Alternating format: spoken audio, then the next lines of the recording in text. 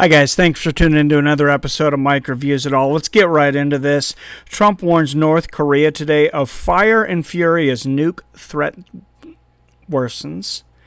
President Donald Trump threatened North Korea with fire and fury like the world has never seen on Tuesday after suggestions the communist country has mastered one of the final hurdles to being able to strike the United States with a nuclear weapon.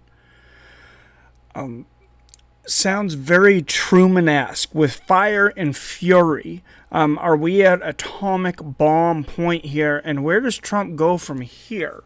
Because it's pretty obvious. I doubt there's anybody that thinks that Kim Jongun's not going to shoot his mouth off again after this was said, which of course he did, because after this, North Korea fired off its own serious warnings to the United States, this according to the AP, about enveloping America's Pacific territory of Guam in missile fire to counteract U.S. bombers that are based there and getting on the nerves of the North as they fly over South Korea.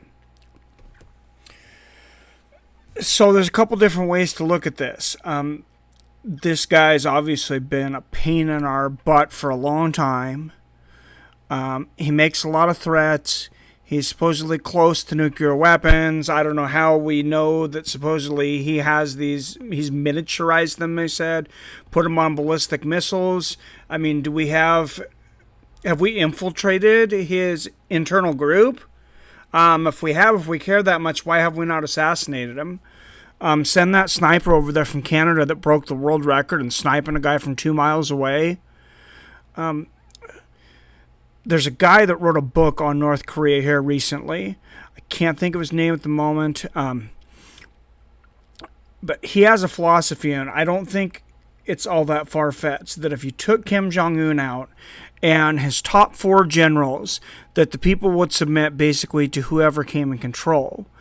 This is based upon there not being a religious structure in North Korea. This isn't like the Sunnis and the Shiites. This isn't like Afghanistan, not even like Iraq. What you have going on here is kind of like the first time in Iraq, when we probably should have gotten the job done, when everybody just threw their flags up and said, please feed us. I think that's exactly what would happen if we took out Kim Jong-un and his top 4 generals. These people are being enslaved. They're being starved. They're being molested. They're being raped by their own leader, Kim Jong-un. They're being killed. They're being forced to talk against their family.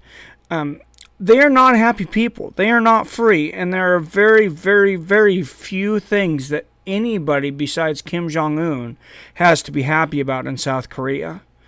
So there is definitely an argument that if we went in there and took him out and a few other people, that we could stabilize the situation. And I know we've said this a million times, and we've been through the Korean War, and I understand all these things.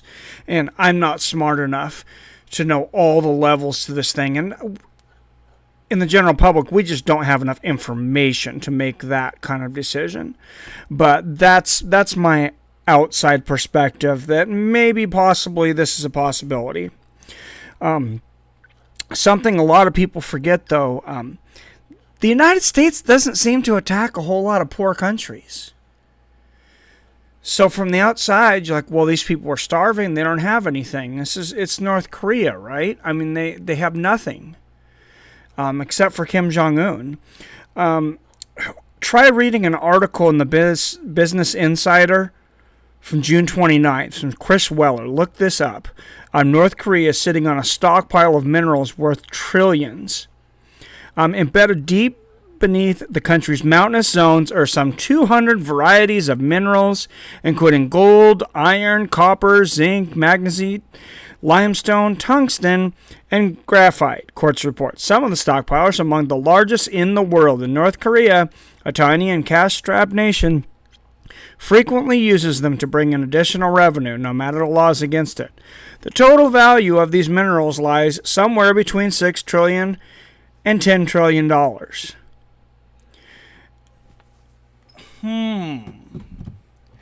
Kind of looking a little more like Afghanistan. Does anyone realize when we went into the poor country of Afghanistan how much lithium ion they were sitting on that make cell phones?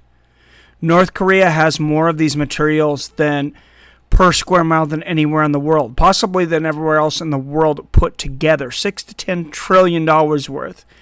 So that's a thought. But let me know what you think. Put the comments down below. Like and subscribe to my channel, and I'll see you next time.